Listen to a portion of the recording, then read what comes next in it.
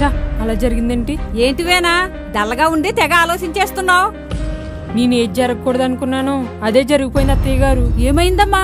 ఏమైందంటారేంటండి? అంతా అయిపోయింది. అంతేమైపోయింది?